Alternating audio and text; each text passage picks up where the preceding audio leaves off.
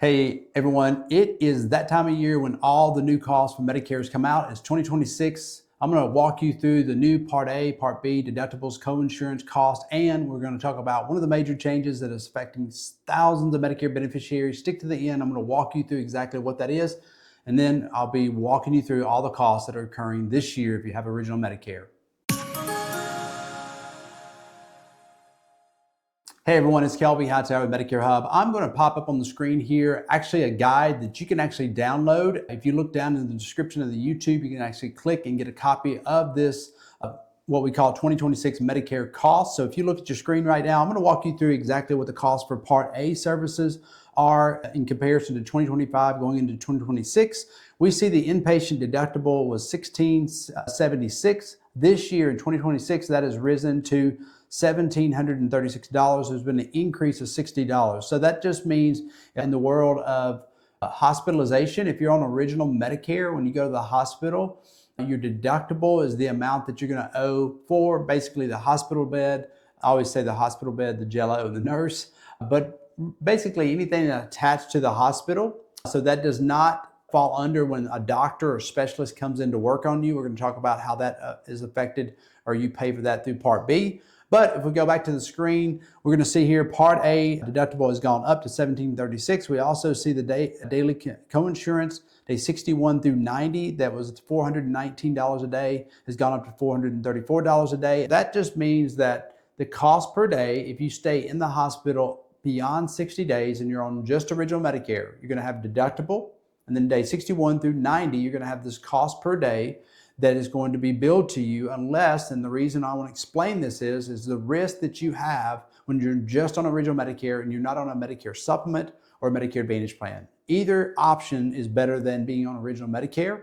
As I like to a lot of times kind of joke and say, Medicare is better than a punch in the mouth, but it can be like a punch in the mouth if you're just on original Medicare and you have a long-term stay of 5, 6, 7, 8, 10 days and have surgeries in the hospital. We're going to add that up here in just a second just to kind of give you an idea. So back to the screen and going over the additional costs. Lifetime reserve days, 91 through 150. If you stayed consecutively in the hospital, you're going to have an $838 cost in 2025, and it's risen to $865 or $68 per day. You still skilled nursing facilities.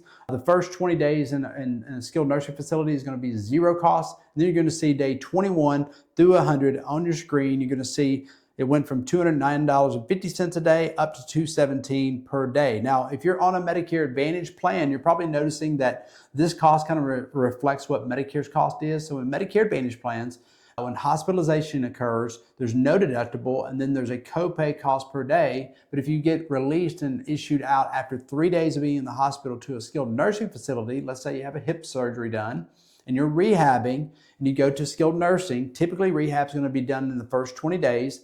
And with original Medicare and a Medicare Advantage plan, on most Medicare Advantage plans, you have zero cost for that time period. And then you're going to incur a cost, just like original Medicare of this year, $217. So you will see either $217 or $218 on most Medicare Advantage plans for 2026. Stick around. I'm going to dive into even more details about how Part A works and some surprising costs that most people don't realize of what happens when somebody has a surgery in the hospital and the occurring cost of thousands of dollars because they didn't understand Medicare.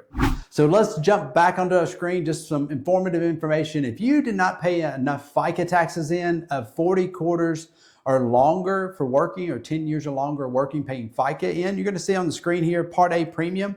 Last year was $278 per month. Now it's going to be $311 per month if you worked 30 up to 39 quarters. And then you also see on the screen Part A premium. If you work less than 30 quarters, it's $506 last year. It's going up to, and you probably experienced possibly this, it's $565 for 2026. So there's been a big increase there, obviously. And then let's dive into Medicare Part B. So if we look back here at Part A is going to have a deductible for the first 60 days, and then it's going to have cost per day up to the 150 days. And then beyond 150 days, guess what? You get to cash out and pay the bill beyond 150 days. So 151 and beyond, most Medicare supplements are set to pick up from 0 all the way up to a year in hospitalization care. I often have, over the years, told the story of Superman. You know, they raised money for Superman because of medical costs, and he was in hospitalization care for years.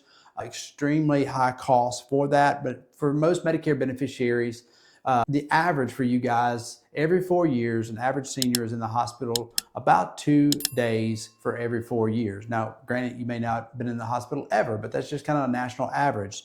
But with that incurs Part B costs that most people are not aware of. They think, hey, Part A is hospital. That means when I go to the hospital, have a surgery done, a doctor comes in to see me. Well, you have a hospitalist, and that hospitalist is under a contract, and it's billed through Part B services. So we're going to look at two things. One, what happens inpatient hospital costs for Part B services, and then outpatient.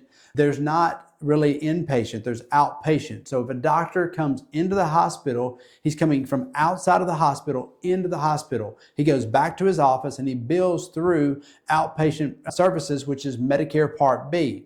Then also, if you go to a doctor, a specialist, or have services out of the hospital. Most of everything that we do is outside of a hospital, thankfully. We're not living in a hospital and eating that nasty food. Outside of the hospital. So that's very important to understand. I'm going to dive into this. Let's look at the screen and the cost. So your Part B standardized monthly premium was $185. Now this year it's $202.90.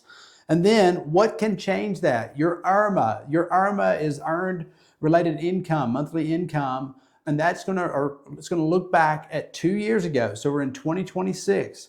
So if your adjusted income is based on 2024 income. So if you had a spouse and you made over $200,000, you're probably going to see an adjustment, especially if it's $212,000 and beyond. I'm not going to go into IRMAA. I go into IRMAA in another video you should be watching to educate yourself. If you're a high income earner and you're like, why is my Part B premium so high? It's because your IRMAA, the adjusted income from 2 years ago, is affecting your Part B premium. And so a lot of times in retirement, we're transitioning out of a job, and you may have been a high income earner, or you sold some things, sold some stocks and things like that. One of the things I tell people, there is a form, and if you watch our video for IRMAA and the cost of breakdown for IRMAA, you're going to learn about how can I reduce the cost based on a once in a lifetime specification, like I sold stock or I sold some real estate and there was a high income year 2 years ago, but that's not my normal income. There's a trick to be able to fill a form out, submit it to Social Security, and then reduce your Part B premium down to the standardized premium. Now we're going to go into the other parts of Medicare Part B when we get back. All right, so let's dive back into the sheet and look at a couple other things that are very important to understand. One is the Medicare Part B premium has increased. Last year we saw $257, if you see the screen here, in 2025. And in 2026, there's $283 deductible. So that means if you have original Medicare and you go to the doctor or a specialist or outpatient, anything outside of the hospital, you're going to see this cost that you hit and have to pay up front. It's like now we have prescription drug plans that have deductibles. You have to pay that before you access into, the cost of the tiers for the drug plans. Well, in the Medicare world, you're going to have to meet the deductible, and then you pay the billable rate of 20% for all billable items. So this is where, it can be pretty inexpensive. So if you go to a doctor and the doctor bills $100 for the visit and you meet the deductible, you won't even meet the deductible until you go to the doctor a couple of times. But once you do that, 20% of $100 is $20. Pretty low, not as low as if you had a Medicare supplement. It pays pretty much all of that except for the Part B deductible normally. But a Medicare Advantage plan, you're going to see a doctor visit typically ranges from $0 to $10.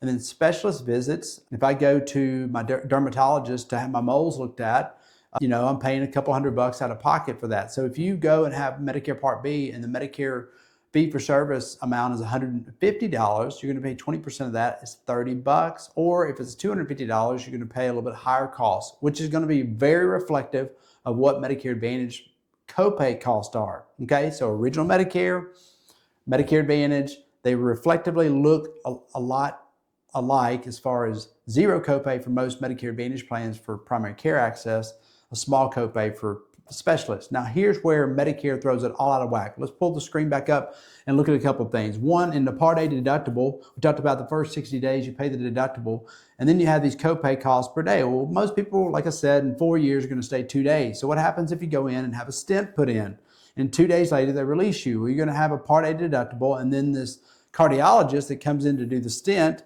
they are going to bill original Medicare, and you're going to pay the deductible first. So now $283, and then you're going to pay 20%. Well, guess what?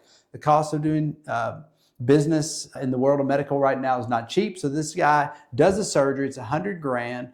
Bills through Medicare. Medicare all of a sudden sends you a bill, 20% or the deductible, and then 20%. So we've seen people walk away from what would be considered kind of a minor surgery now. A stent is obviously, a big deal, but it's quick in 2 days and you're back home. But it could cost you thousands of dollars for Part A deductible, and then Part B deductible, and then the coinsurance. Then if you think about the cost, recurring cost, high cost, if somebody goes in, has surgery, gets infected, has, MRSA, and now all of a sudden, it's a staph infection or something like that, and they stay 3 or 4 days, and they have health complications coming in, and there's another additional surgery to go in to correct something else. And we've seen people come out of the hospital owing, $20-something thousand, $84,000, all the way up to $124,000 of cost based on Part A, Part B deductible, and then the 20%. The 20% is really the kicker that really kind of nails people by surprise, because they're just not used to it. Again, it's, hey, I've been floating along. I didn't do anything. I went on original Medicare like I thought I was covered.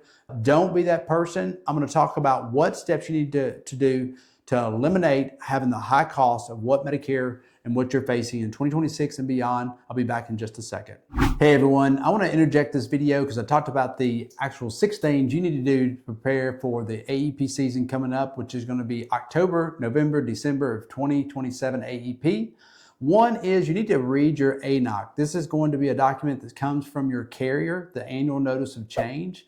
That documentation we talk about in other YouTube videos a lot of times and give details, but the ANOC is going to let you know of things like we just talked about. Is there have been adjustments in the medication costs, and they'll say in 2026 compared to 2027 and show you the changes. There could be copay costs in your Medicare Advantage, access to care for doctors, hospitals, things like that. Degradation of benefits for dental, hearing, and vision we're seeing across all plans. One of the side notes is on the ANOC is, what you used to think as like a food card or over the counter, now there's new legislation, and to qualify for food benefits, you have to be chronically specified as a chronic illness and to classify into certain conditions to qualify for food allowance. So don't get hooked on that, but read your ANOC. Like, hey, this is changing, this is improving, this is degrading my benefits. Oh, the cost of my medication is going to go up. And then make sure you review. The second thing is verify every doctor and every prescription is going to be covered in your plan next year. Now, that's something we do with our clients. If you don't have a licensed agent, obviously you reach out to us. We'd love to help you, and we'll walk you through that process and make it seamless. You want to compare your total annual cost, what is considered the max out of pocket, and look at your copay costs and things like that. The fourth thing, decide in versus cash refills. So use your plan in network for pharmacies like we talked about, or at least a standard pharmacy, and watch out for the old days of using like GoodRx. It doesn't always add up to the lowest value anymore because of how the prescription drug plans are regulated and done now. And then be mindful that you have prescription plan options when it comes to a payment plan that's set up, the PPP. Ask your health plan about that prescription plan program that allows you to divide out 12 months of your medication costs, so you're not incurring so much cost in the first few months. Or if you're paying a lot of cost out in 6 months, divide it over 12. It can save you a lot of money when it comes to budgeting on a monthly budget. And the last thing is, know what your SEP options are. This is special enrollment period options. We're in the OEP right now, which is January, February, and March, which allows you to change from a Medicare Advantage to another Medicare Advantage, what we call like to like plans. It allows you to come off a Medicare Advantage plan, go back to original Medicare, go on to a standalone prescription drug plan. And then if you're past the age of 65, you can still enroll into a Medicare supplement if you pass underwriting.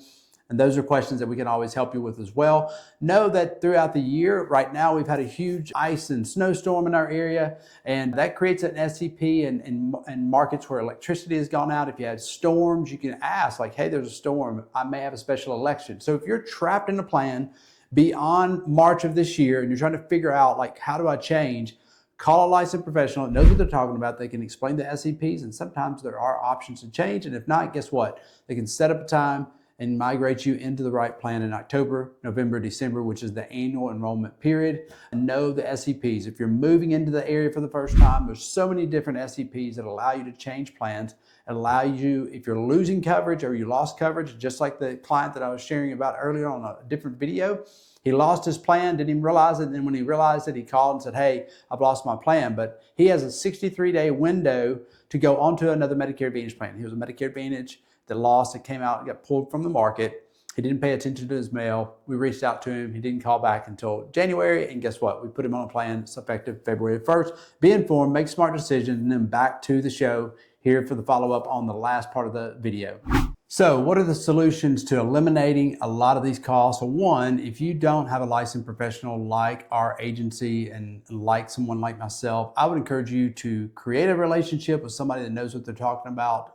Stay with that person if they have a form of integrity and trust and value and align with what you like as far as service. For us, customer service is a huge part of what we do, and just serving others in all that we do, walking and educating them through the process, what we like to call a narrative-based approach to problem solving, figuring out what your problem is, and then guiding you through the process, having a plan of action to walk you through that, and then identifying the solution for that, and then also making you aware, like, hey, if you don't do something, here's what's going to happen.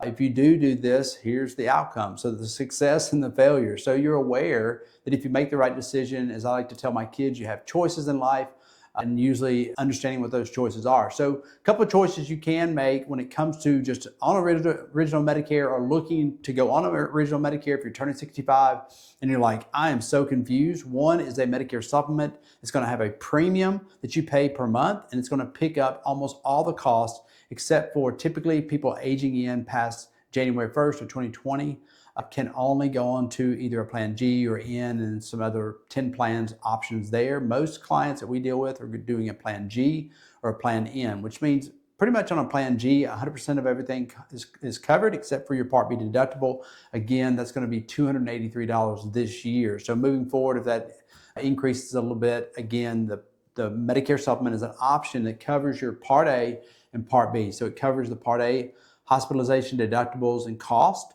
and then it covers all your Part B outpatient services except for an annual Part B deductible. The other option is doing a Medicare Advantage plan. You're going to see these are private insurance companies that have a contract with Medicare. They're HMO and PPO plans. In some markets in rural areas, they'll be PFFS, private fee for service plans. They are still, and there's MSAs and different things like that out there as well, but most areas now have HMOs and PPOs. My encouragement would be, if you're in a metro area, to look at the HMO plans. A lot of people in the past would be like, oh, HMOs, you have to do a referral. There's only one carrier right now that's requiring referrals. They've never done this in the past, and because of utilization and trying to pull back in people to get access to care correctly, and a huge drop. If you look at all the Medicare Advantage carriers, you look for one that has the largest drop, you'll know who I'm talking about. But they are doing this basically just as a guardrail to help them protect the just overall what we call managed care or continuity of care when it comes to their clients. But otherwise, HMO plans don't have referrals. Most of our clients don't have to go to a primary care doctor to be referred out to a specialist. You just have to access care within the world of the network. And so in metro areas, I often say HMO plans have the lowest cost, the most benefits, and usually are the better plans. PPO, if you're in a rural area and you're accessing care across state lines, or you're having to travel, just understand the in-network, out-of-network cost. So if you go out-of-network with a PPO plan, you can actually sometimes pay higher costs for like urgent care or emergency care, where with an HMO plan, if you access out-of-network service like urgent care or emergency care, you just have a smaller copay cost. So, and HMO plans sometimes now will have what they call national networks. You can go to another state and access doctors there. So if you're traveling and going to be going all over the place, you may need a Medicare supplement. Otherwise, a Medicare Advantage plan can be a great option. The key to all of this is, guys, if you don't have a licensed professional, we'd love to be able to walk you through and educate you on your options, educate you about the different plan options, and then figure out what plan best suits you. You can reach us by clicking below, scheduling time. We'd love to be able to talk, and until next time, I'll see you on the other side.